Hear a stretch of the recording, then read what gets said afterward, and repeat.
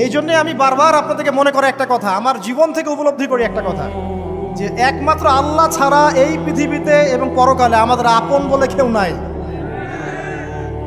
বাকি সবাই সবার স্বার্থের জন্য আছে। মানুষ মানুষের অবস্থানকেই মূল্যায়ন করে, মানুষ মানুষের অবস্থানকেই মূল্যায়ন করে। আল্লাহ রাব্বুল আলামিন আপনার ভিতরটাকে ভালোবাসেন। দেখেন, আপনি যখন নামাজ পড়েন নাই, আল্লাহ পাক কিন্তু আপনাকে ধ্বংস করে দেন নাই। আল্লাহ পরম করুণাময় আপনাকে হেদায়েত দিয়ে নামাজি বানিয়ে দিয়েছেন। জীবনে অনেক পাপ করেছেন, ইনস্ট্যান্ট আল্লাহ পাক শাস্তি দিতে পারতেন, আল্লাহ পাক দেন নাই। আল্লাহ আপনাকে ভালোবাসেন, আল্লাহ আমাকে ভালোবাসেন। আল্লাহ পাকের এই ভালোবাসার ঋণটা শোধ করার জন্য হলেও নামাজি হয়ে যান, আল্লাহর পথে ফিরে আসেন, দিনের জন্য কিছু করেন, দিনের ফিকির করেন, পড়াশোনা করেন। প্রিয় ভাইরা, আল্লাহ পাক তৌফিক দান করুন। দেখুন, এই রিবা থেকে দূরে থাকার জন্য একটা হাদিস যথেষ্ট, যে 4 শ্রেণীর মানুষকে আল্লাহ রাসূল